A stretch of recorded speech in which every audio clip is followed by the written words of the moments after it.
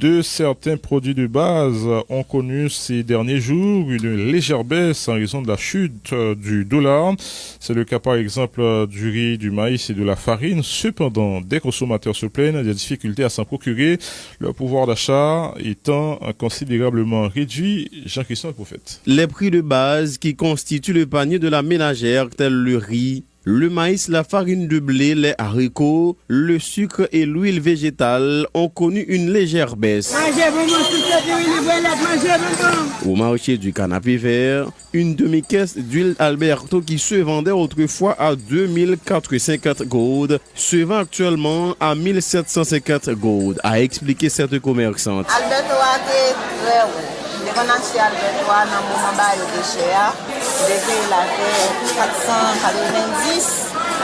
Samedi en moyen cher, 350, demi-question. Quel autre produit baissé encore?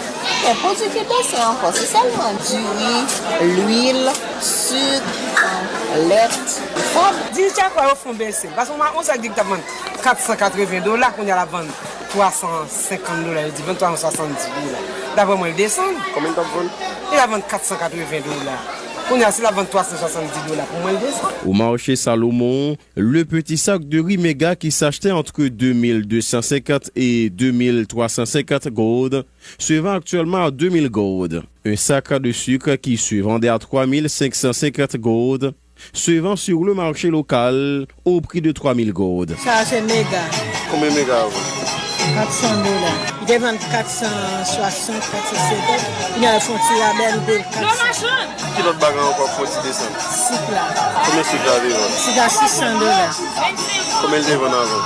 Des 2700. Certains commerçants et consommateurs critiquent vertement des grossistes qui refusent de baisser les prix de certains produits malgré la baisse spectaculaire du dollar américain. Mon sac, nous avons acheté $2100. À cette heure-là, tu vends $2100 quoi pour ça? $2100 quoi Miami? Mami dit que tu vends $120 quoi pour ça? Tu veux vendre $120. Et tu veux vendre $120. Et puis si tu vends $90 quoi pour ça? Et tu veux vendre $90. Même d'accord, moi je descends. Ça blé à te vendre $470 quoi pour ça? À nos jours là, tu vends $470 toujours.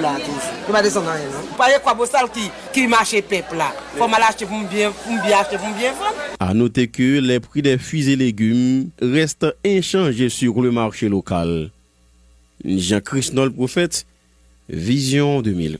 Merci Jean-Christophe Prophète. L'économiste Camille Chalmers recommande la prudence face à la baisse spectaculaire du taux de change en raison justement de la volatilité du marché des changes, ce qui fait que la gourde peut facilement recommencer à se déprécier au même rythme que cette tenante embellie de la monnaie nationale par rapport à la devise américaine, prévient le professeur Chalmers. De notre côté, le responsable de la plateforme de plaidoyer pour un développement alternatif déplore que les prix des produits de première nécessité ne reflète pas la baisse du taux de change. Écoutez les déclarations de Camille Chalmers au micro de Diego Charles. Le premier balance, c'est que nous gagnons une situation globale dans le pays, côté que l'institution paysanne, en particulier les institutions économiques, yo a parlé des paroles, mais dans la pratique, il y a encouragé la dollarisation de l'économie pays. Et ça, sont qui rentrent dans l'orientation que le FMI définit depuis 1983 pour qu'on ait un goût faible, pour augmenter ça les compétitivités paysannes, de façon que nous avons un dollar américain en Amérique, il y a plus d'avantages. Donc ça, c'est orientation de base là, qui fait que par exemple, vous regardez aujourd'hui, nous avons comme résultat que nous avons 68% des dépôts bancaires qui sont libellés en dollars américains. Donc on a un processus de dollarisation de l'économie et qui c'est résultat tout ensemble de politiques néolibérales.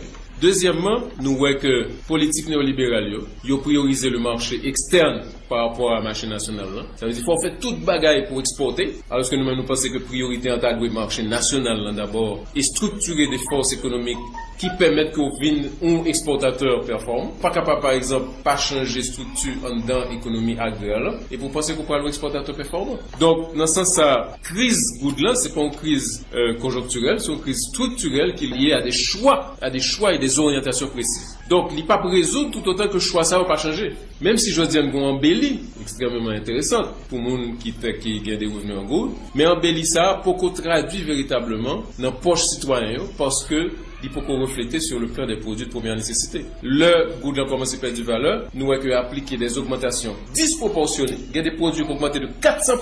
alors que goud n'a pas perdu 400% de valeur.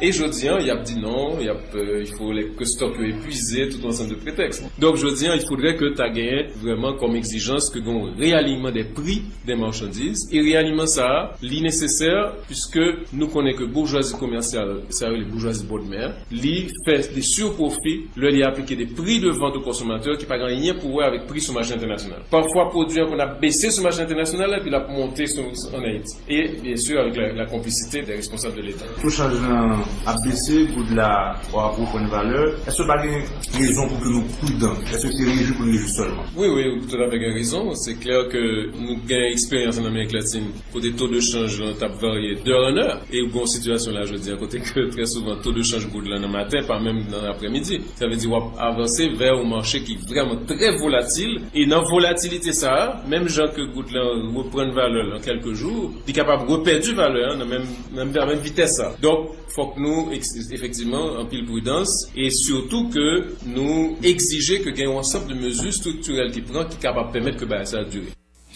Le ministre du Commerce et de l'Industrie a effectué le week-end écoulé une visite dans le département du Sud. Jonas Kofi s'est entretenu avec des commerçants autour de la nécessité d'afficher les prix des produits en gourde.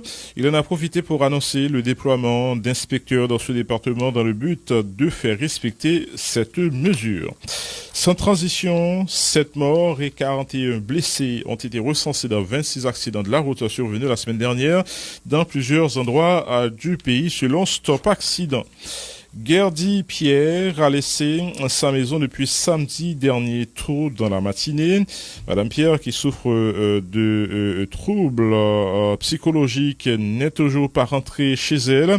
Elle porte une robe à fleurs rouges et noires, un chapeau rouge et des sandales. Sa famille demande à quiconque qui l'aurait vu de la conduire au sous-commissariat de Bon Repos ou à la station ou à Radio Zénith. En tout cas, ses parents sont joignables au numéro suivant 31 69 21 75. Écoutez les précisions de sa sœur Ghislaine Pierre. Gerdy parti samedi matin à 6h40. Il est allé Kaïsem nan Moléa, mais il était l'enterrement depuis joie, mais la jambe ouel encore. Tout côté, nous cherchons, nous fait plein dans la lettre, et lui la voix avec son route neuf, nous va joindre. C'est pas l'enterrement de t'apralé, c'est côté neveu de t'apralé, mais on connaît son monde qui pas de replier. Lui au enterrement, là, pour monter machine, il fait le descendre. Il va quitter le sorti. Il dit retourner, il te retourner. C'est mon qui a dit que ouais, moi-même, pas Samuel allez. Il avait une robe longue sur lui qui des fleurs rouges là, il est noir là-dedans tout. Avec petit chapeau rouge qui faut dans tête lui, les cheveux coupés. Puis on sandale dans pied. Demandez qu'on soit à côté, on t'a rencontré lui, il t'a venu déposer soit dans Radio Zénith là pour moi on a un poste là, il t'a venu chercher. L'après les mois dans 31 69 21 75.